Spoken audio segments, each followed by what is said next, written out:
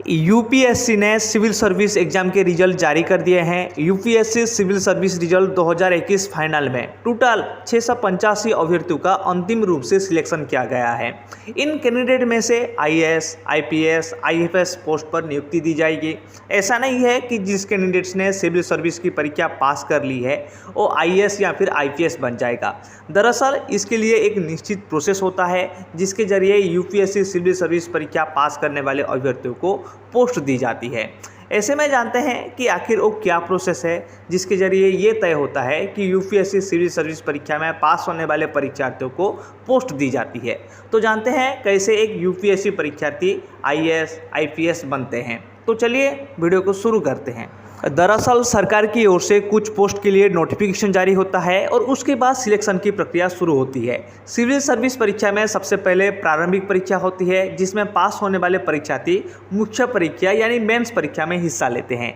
इसके बाद मेंस परीक्षा में पास होने वाले उम्मीदवार इंटरव्यू में हिस्सा लेते हैं और इंटरव्यू के बाद फाइनल सिलेक्शन होता है। इंटरव्यू में सिलेक्शन होने वाले उम्मीदवार फिर आईएएस, आईपीएस की रेस में हिस्सा लेते हैं। अक्सर लोगों का मानना होता है कि सिविल सर्विसेज परीक्षा में पास होने के बाद कैंडिडेट्स आईएएस या फिर आईपीएस ही बनते हैं, लेकिन ऐसा नहीं है। सिविल सर्विसेज के बाद 24 यानी 24 सर्विस में कैंडिडेट की नियुक्ति की जाती है।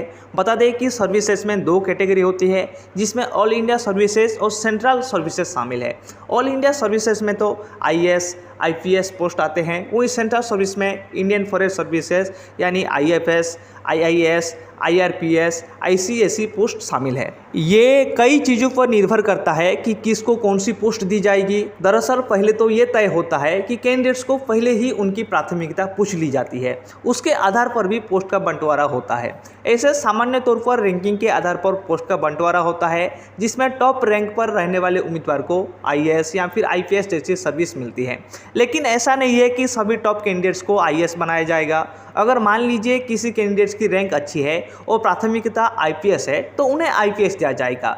यानी इसमें आपकी प्राथमिकता और रैंक के आधार पर भी सर्विस का बंटवारा होता है। इसके अलावा खाली पोस्ट के आधार पर भी सर्विस बांटी जाती है जिससे कई बार कम रैंक वाले कैंडिडेट्स को भी आईएफएस सर्विस मिल जाती है। बता दें कि हर बार सिविल सर्विसेज के पोस्ट में आईएएस, आईपीएस के पोस्ट संख्या तय रहती है। अगर इस बात की बात करें तो इस बार आईएएस के लिए 180 पोस्ट, आईएफएस के लिए 37 पोस्ट और आईपीएस ऑफिसर के लिए 200 पोस्ट तय है। आई होप आपको समझ में आ गया होगा कि कैसे तय होता है आईएएस, आईपीएस या फिर आईएफएस के पोस्ट के बारे में। अगर आपको वीडियो अच्छा लगा है तो लाइक कीजिए, शेयर कीजिए और सब्सक्राइब करना बिल्कुल मत भूलिए। तब तक के लिए आप सभी को मेरी तरफ से जय हिंद।